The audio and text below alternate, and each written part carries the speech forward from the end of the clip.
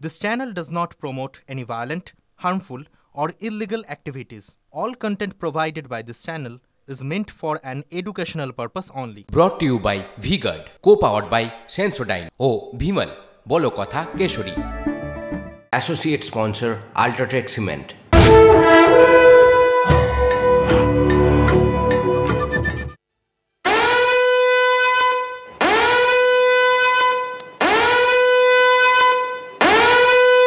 আর এই মুহূর্তের বড় খবরের দিকে নজর রাখতে হচ্ছে। হাড্ডাহাড্ডি লড়াইয়ের ইঙ্গিত পেয়ে তোড়জোড় কংগ্রেসের। ভোট পরবর্তী জোটকে আরো শক্তিশালী করার তোড়জোড়। নতুন নতুন শরিকদের জোগাড়ের চেষ্টায় কংগ্রেস নেতৃত্ব। বড় খবর পিউ, নিঃসন্দেহে বড় খবর। শুধু নয়, এই মুহূর্তে দেশের একমাত্র খবর, সরকারটা গড়বে কে। ম্যাজিক ফিগার পেরিয়ে গেছে ইন্ডিয়া, কিন্তু কাছাকাছি রয়েছে ইন্ডিয়া জোট। এই সুযোগ হাতছাড়া করতে নারাজ ইন্ডিয়া শিবিরের লোকজন। তারা যদি আরো বেশ কয়েকজন শরিককে পাশে পেতে পারে, 230-এ আটকে থাকা ইন্ডিয়া জোট ম্যাজিক ফিগার ছুঁতে পারবে। শেষ চেষ্টা করছে ইন্ডিয়া জোট। অন্য শরিক মানে ওই অন্যান্য 19 যারা রয়েছেন তাদেরকে কাছে টানার চেষ্টা। জানি না এনডিএ ভাঙানোরও চেষ্টা হতে পারে। নীতিশ কুমার রাজনীতির ময়দানে তিনি কতবার দল বদল করেছেন, মাঝে মধ্যে হয়তো তিনিও ভুলে যেতে পারেন, আমরাও ভুলে যাই। নীতিশ কুমারের সঙ্গে কংগ্রেস নেতৃত্ব ইতিমধ্যেই যোগাযোগ করতে শুরু করে দিয়েছে। সূত্র সে কথাই বলছে। চন্দ্রবাবু নাইডুর সঙ্গেও যোগাযোগ রাখছে কংগ্রেস, এমনটাও বলছে সূত্র। একবার ভাবো, সরকার গড়ার জন্য আমরা জানি না আজকেই একটা মিটিং আছে না, আজকেই তো একটা মিটিং আছে ইন্ডিয়া জোটের, সেখানে তৃণমূলের কোনো প্রতিনিধি যাবে? আমরা জানি না। মমতা ব্যানার্জি বলেছেন পরিস্থিতি বুঝে বিচার করব। এরপর কি করবেন তৃণমূল সুপ্রিমো মমতা ব্যানার্জি? লাখ টাকার প্রশ্ন। কিন্তু 24 বছর পর পরিবর্তনের পথে ওড়িশায় বিজেডির চেহারা এক্ষুনি দেখালাম। 2টো আসন মাত্র। মুখ্যমন্ত্রী নবীন পটনায়কের ইনিংস শেষের পথে। 147 আসনের বিধানসভায় 76টা আসনে এগিয়ে গেল বিজেপি। তোমাকে জানিয়ে রাখি, লোকসভা বিধানসভা ভোট কিন্তু একসঙ্গে হয়েছে ওড়িশায়, এবং সেই বিধানসভা ভোটে পিছিয়ে পড়লেন নবীন পটনায়ক।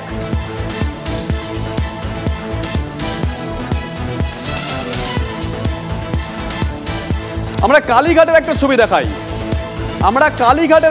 দেখাই। সুপ্রিয় গো আমাদের সঙ্গে রয়েছেন। সুপ্রিয়, কালীঘাটের ছবি। তোমার পিছনে যারা আছেন দেখতে পাচ্ছি সবুজ আবির মেখে আছেন মহিলা ব্রিগেড।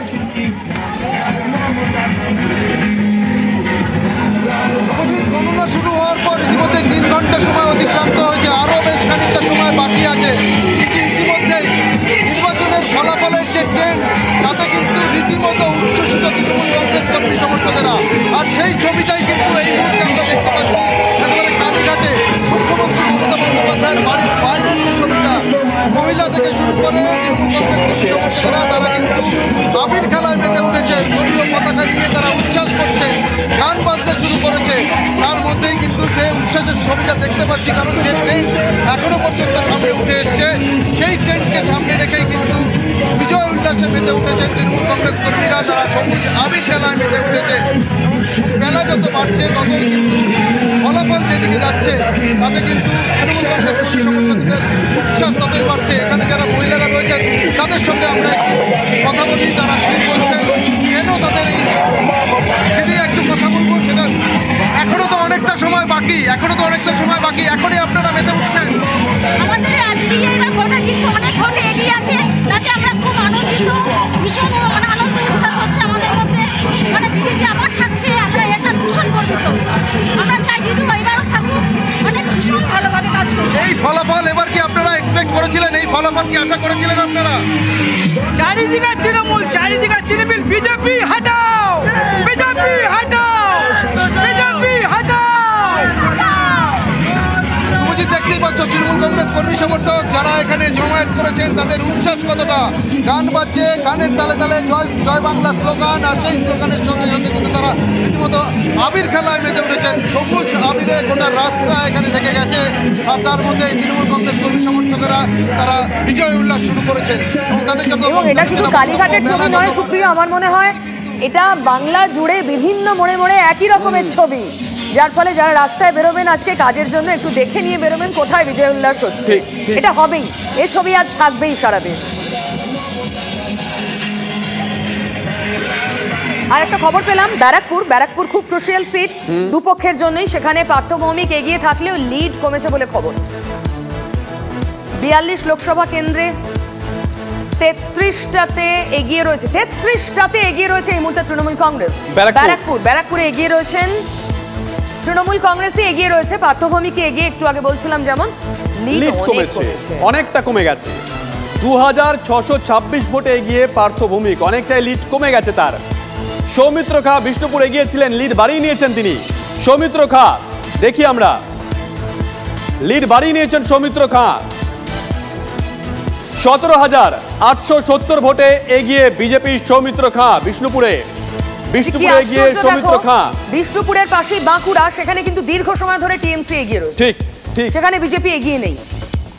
সৌমিত্র খা এগিয়ে রয়েছেন, কিন্তু ডক্টর সুভাষ সরকার বাঁকুড়ায় বিজেপির প্রার্থী, তিনি পিছিয়ে পড়েছেন অনেকটা বড় সময়। সরকারকে ঘিরে একটা বিক্ষোভ দেখেছিলাম, তাহলে কি দলটা মেটাতে পারেনি বিজেপি নেতৃত্ব? দলের মধ্যেই বিক্ষোভ ছিল, ঠিক।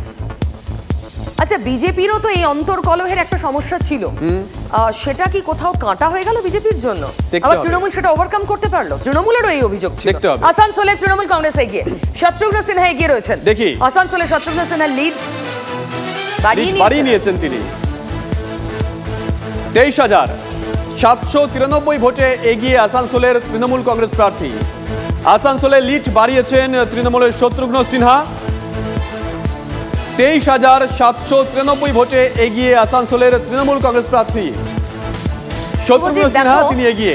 এই ভোটটা কিন্তু দেশের নির্বাচন, দেশের সরকার কে গড়বে সেটা বাছার, কে প্রধানমন্ত্রী হবেন। সবাই বলছেন দেশে সবাই স্টেবল সরকার চায়, একটা টাওয়ারিং পার্সোনালিটি চায় মোদির মতো, কিন্তু সেই ভোটেও তৃণমূলের জয় জয়কার, এটা কিন্তু সত্যি কালটিভেট করার মতো বিষয়। আচ্ছা, জলপাইগুড়িতে শুরু থেকে বিজেপি এগিয়ে রয়েছে। বিজেপির জয়ন্ত রায় জলপাইগুড়িতে এগিয়ে রয়েছেন। জয়ন্ত রায় লিড কত একবার দেখি। 35,000 ভোটে এগিয়ে বিজেপির জয়ন্ত রায় জলপাইগুড়িতে।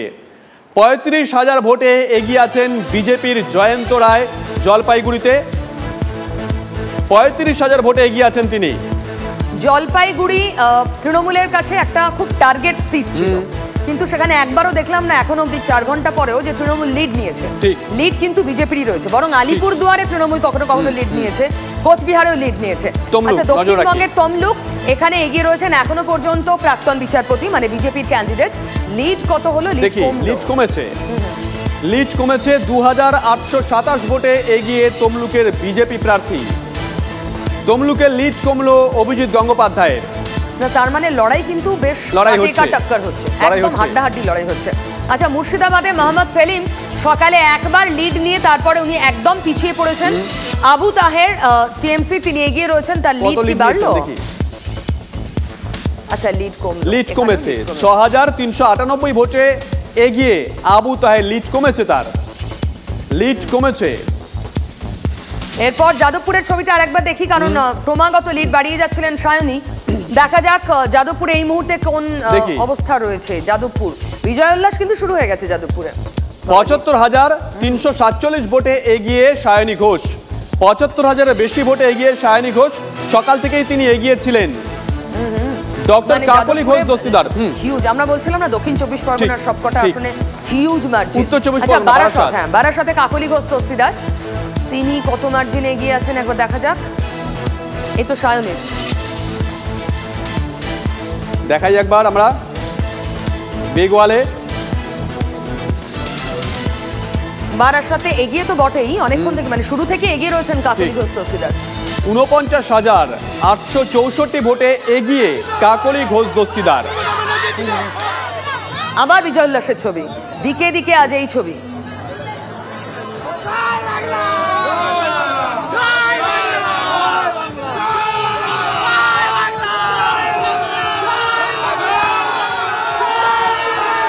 বিভিন্ন জায়গা থেকে এই ছবি সামনে আসছে। আমরা এর আগে যাদবপুরের ছবি দেখিয়েছি, আমরা কালীঘাটের ছবি দেখিয়েছি। কালীঘাট তো এপিসেন্টার, ওখানে বিজয় উল্লাস আরো হবে এরপর। এবার একসঙ্গে দেখাচ্ছে, এই যে বড় দেওয়ালটা সব একসঙ্গে দেখা যাচ্ছে। 6টা ছবি আমরা দেখাচ্ছি। কালীঘাটের ছবি আমরা দেখাচ্ছি, যাদবপুরের ছবি আমরা দেখাচ্ছি, বসিরহাট সেখানকার ছবি আমরা দেখাচ্ছি, বাপি হালদার মথুরাপুর ভিক্টরি সাইন দেখিয়ে দিয়েছেন তিনি। তার সঙ্গে পিউ লাইভে কথা বলেছিল, আশাবাদী বলেছেন মার্জিন আরো বাড়বে। তৃণমূলের উচ্ছ্বাস দিকে দিকে বর্ধমান, দুর্গাপুর। দিলীপ ঘোষ পিছিয়ে আছেন এখনো। হাওড়ায় তৃণমূল কংগ্রেস এগিয়ে আছে। হাওড়ার ছবি আমরা দেখাচ্ছি। একই সঙ্গে 6টা ভিন্ন ছবি আমরা দেখাচ্ছি আমাদের এই বিগ ওয়ালে।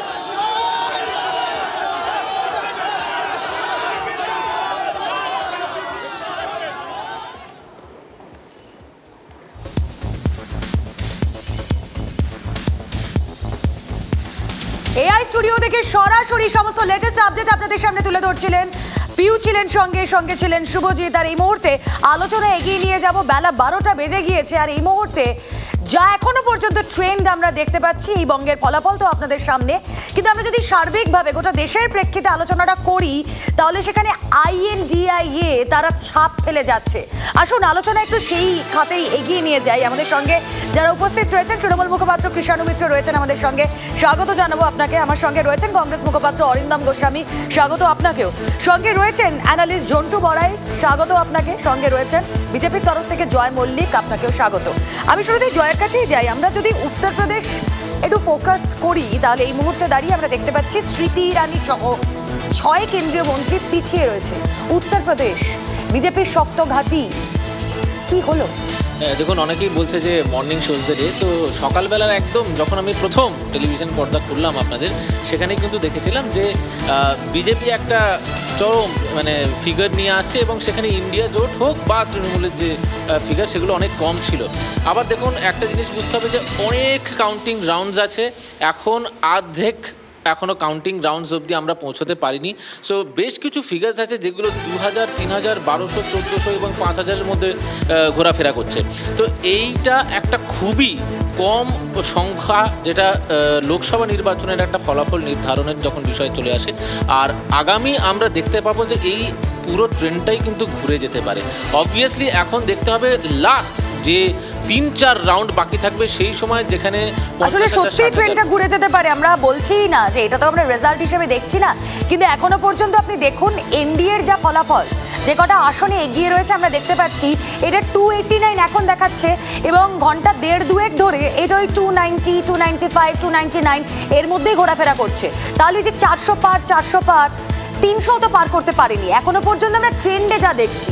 এখন এই মুহূর্তে যেটা আমরা আমাদের কাছে খবর, সেটা আমরা ক্যালকুলেটিভলি দেখতে পাচ্ছি যে প্রায় 72 থেকে 75টা এরকম সিট আছে যেখানে ডিফারেন্স ইজ 5000 থেকে 7 থেকে 8000-এর মধ্যে ভ্যারি করছে। এবং এটা আমি আবার যেটা বলছি, এটা খুবই কম সংখ্যা, কম ভলিউম, যেটা যে কোনো সময় টার্ন হতে পারে। কিন্তু এই বঙ্গে আপনি দেখুন জয়, দিলীপ ঘোষ বর্ধমান, দুর্গাপুর, আমরা বালুরঘাট দেখছি সুকান্ত মজুমদার, এরা তো আপনাদের বঙ্গ বিজেপির মুখ। একজন প্রাক্তন বিজেপি রাজ্য সভাপতি, একজন বর্তমান বিজেপির রাজ্য সভাপতি, তারা দুজনেই পিছিয়ে রয়েছেন এবং বেশ অনেকক্ষণ ধরে, অনেকগুলো রাউন্ড ধরে। দেখুন, এই রাজনৈতিক বা এই কাউন্টিংয়ের সমীকরণটা একটু বুঝতে হবে। সেটা হচ্ছে একটা লোকসভা 7টা বিধানসভাকে কাউন্ট করে হয়। এই 7টা বিধানসভার মধ্যে একটা বিধানসভাতেও যদি আমরা ধরি যে 5000-এর একটা ডিফারেন্স আসছে, তাহলে 7-5-এ প্রায় 35,000-এরও এদিক ওদিক যে কোনো সময় হতে পারে। এবং এরকমও ঘটনা ঘটে যে একটা লোকসভাতে দেখা গেল 3টে বিধানসভা বা 4টে বিধানসভা ভালো ফল করছে না, কিন্তু বাকি 3টে বিধানসভা এতটাই ভালো ফল করলো যে সেইখান থেকে লিডটা নিয়ে বাকি যে ডেফিসিট সেটাকে কভার করে কিন্তু পুরোটা ছাপিয়ে চলে যায়। তো এখনও পর্যন্ত সময় আছে, এখানে পুরো ট্রেনটাই ঘুরে যাওয়ার মতো পরিস্থিতি আছে। তো এটা নিয়ে কোনোভাবে দিশেহারা হওয়ার সময় হয়নি। বা বেশ, আমরা কথা বলবো এই মুহূর্তে বহরমপুর লোকসভার দিকে আমরা নজর রাখবো। সকাল থেকে এই বহরমপুর লোকসভায় আমরা দেখেছি প্রত্যেকেই যারা যারা কন্টেস্ট করছে কখনো না কখনো তারা ফার্স্ট পজিশন পেয়েছে। এই মুহূর্তে দাঁড়িয়ে যেটা দেখতে পাচ্ছি, তৃণমূল নাম্বার 1 ইউসুফ পাঠান, তিনি এখনো পর্যন্ত 81,167 ভোটে এগিয়ে রয়েছেন। তৃণমূল। দ্বিতীয় স্থানে রয়েছে বিজেপি, নির্মল চন্দ্র সাহা বিজেপি প্রার্থী, তিনি তার প্রাপ্ত এখনো পর্যন্ত যা আমরা জানতে পারছি যে মার্জিনটা এখনো পর্যন্ত আমরা পাচ্ছি 79,631। অধীর রঞ্জন চৌধুরী তিনি রয়েছেন এই মুহূর্তে 3rd পজিশনে। আমি অরিন্দমের কাছে যাই। অরিন্দম, ধারণা হচ্ছে যে দেখুন আবারও বলছি যে এটা তো সবে ভোটের শুরু, কিন্তু বিজেপির কথা ধরে বলছি যে বিজেপি শুরু করলো বেলা 12টারও বেজে গিয়েছে। হ্যাঁ আমি বলছি তো যে মর্নিং শোজ দ্য ডে বলে কথা এড়িয়ে গেলে তো হবে না। এই মর্নিংই দেখিয়েছিল নরেন্দ্র মোদী 6000 ভোটে পিছিয়ে আছে, কাজেই মর্নিংটা এইটাই দেখিয়েছে যে বিজেপি হারছে 1 নম্বর। 2 নম্বর হচ্ছে ইন্ডিয়া জোট আমাদের কাছে যেটুকু খবর তাতে 280টা কেন্দ্রে এগিয়ে রয়েছে, 280+। আমাদের সরকার যে কেন্দ্রে হচ্ছে এটা মোটামুটি নিশ্চিত। এবার আপনি অধীর চৌধুরীর কাছে প্রসঙ্গে আসলেন, দেখুন আমরা এখনও ভীষণভাবে আশাবাদী। অধীর রঞ্জন চৌধুরী মার্জিনটা সত্যিই খুব কাছাকাছি, একবার অধীর রঞ্জন চৌধুরী জিতছেন, একবার ইউসুফ পাঠান এগিয়ে যাচ্ছেন, কখনো নির্মলবাবু এগিয়ে যাচ্ছেন। তবে ওখানে অবশ্যই অধীর রঞ্জন চৌধুরী একটা ফ্যাক্টর, কেবল রাজনৈতিক ফ্যাক্টর নয়, সামাজিক পরিপ্রেক্ষিতে উনি ফ্যাক্টর। আমরা আশা করছি যে অধীর রঞ্জন চৌধুরী দিনের শেষে জিতবেন, আর আমরা বিশ্বাস করি যে শেষ ভালো যার সব ভালো তার। হ্যাঁ, কখনো তিনি নাম্বার 1 অ্যাকোয়ার করেছেন, কখনো 2, কখনো 3, এখন 3rd পজিশনে রয়েছেন অধীর রঞ্জন চৌধুরী। তার ক্ষেত্রে বোধহয় এটা খুব আনলাইকলি। না অবশ্যই তাই, অবশ্যই তাই। আপনারাও বলছেন, দেখুন এইখানেই আমাদের সাফল্য যে আপনারাও বলছেন অধীর রঞ্জন চৌধুরীর কাছে এই ফলাফলটা আনলাইকলি। তবে আমরা আপনাদেরকে আশ্বস্ত করছি যে এই রেজাল্ট থাকবে না, দেখা যাক কত দ্রুত সেটা কভার আপ করা সম্ভব হয়। উঠে আসবে। Brought to you by VGuard, co powered by Sensodyne ও ভিমল বলো কথা কেশরী। Associate sponsor UltraTech cement.